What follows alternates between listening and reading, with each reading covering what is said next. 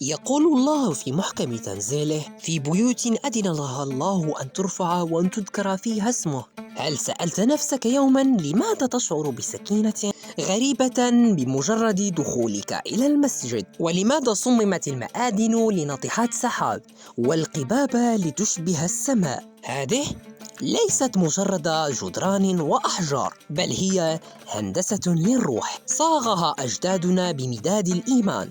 لقد حول المسلمون العمارة من مجرد بناء طيني إلى مجسم للتوحيد. في هذه الحلقة سنغوص في أسرار لم تسمعها من قبل عن فلسفة بناء المساجد، كيف يجبر التصميم عقلك عن الصمت وقلبك على الخشوع، وكيف حاربت هذه العمارة قيم التشتت والضياع لتجعل من محرابك مركزاً للكون.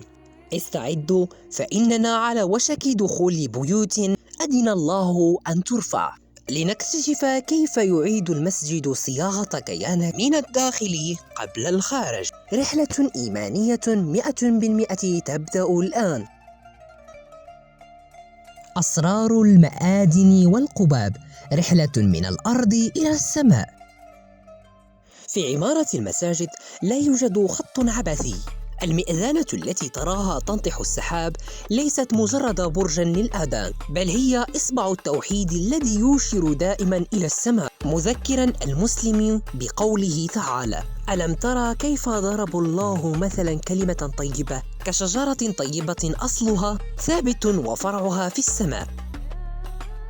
هي رمز للاستقامة والترفع عن صغائر الدنيا. أما القبة فهي فلسفة الاحتواء الرباني بشكلها الدائري الذي لا بداية له ولا نهاية، ترمز للكون الذي يسبح لخالقه. لقد صمم المعماري المسلم القباب لتعكس الصوت وتوزع الضوء بطريقة تحارب قيمة التشتت الذهني. بمجرد وقوفك تحتها تشعر بمدى صغرك أمام عظمة الخالق، فتتحقق فيك قيمة التواضع والخشوع، مصداقاً لقوله صلى الله عليه وسلم: أقرب ما يكون للعبد من ربه وهو ساجد.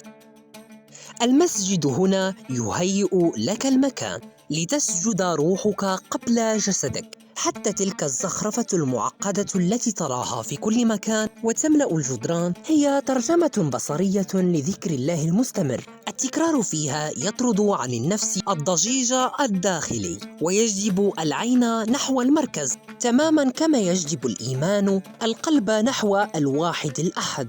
إنها هندسة خلقت لتجعل من بيت الله واحة تفصلك عن صراعات الحياة وتدخلك في رحاب السكينة.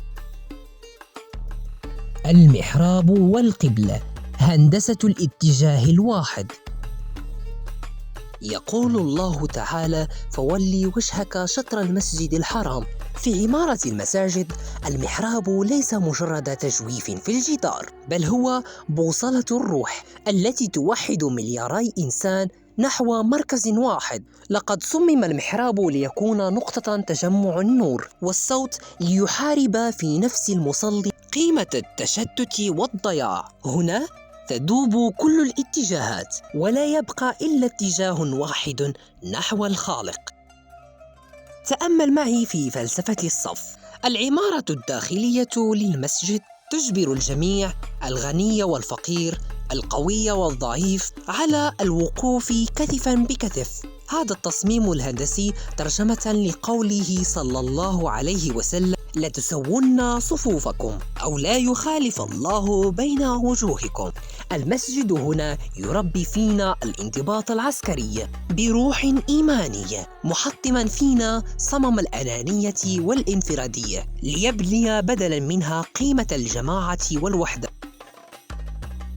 حتى انحدار المحراب مدروس ليعيد صوت صدى الإيمان ويوزعه بإنصاف على المصلين، تماماً كما توزع رحمة الله على الساجدين. إنها هندسة خلقت لتعلمنا أن الإتقان في البناء هو جزء من الإتقان في العبادة. فإذا استقام صفك في المسجد استقامت حياتك خارجه. الجامع، هندسة الضوء وطرد ظلام النفسي.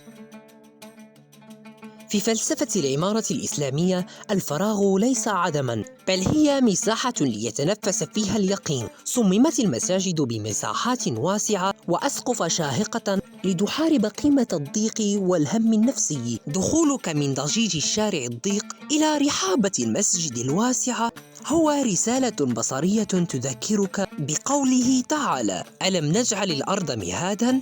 المسجد هنا يربي فيك سعة الصدر ويطرد مشاعر الاختناق في حياة الدنيا. وحتى عناصر الطبيعة، من صوت الماء المنساب في الميضأة إلى الضوء الطبيعي الذي يغمر المكان، كلها أدوات صممت لتنقية الروح من شوائب التوتر والغضب. العمارة هنا تحارب العشوائية والضيق والضجيج وتستبدلها بالنظام والسكينة.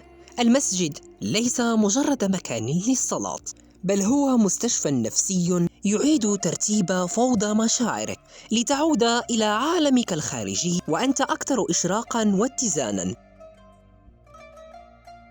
إنها هندسة الجماعة، حيث صمم المكان ليجمع القلوب قبل الأجسام. العمارة التي لا تميز بين مقعد أمير أو فقير تحطم صمم الكبار والتعالي وتزرع مكانها قيمة الأخوة الإيمانية. في المسجد ندرك أننا جميعاً ضيوف على بيت الله الكريم، فنتعلم كيف نتواضع للخالق ونترفق بالخلق.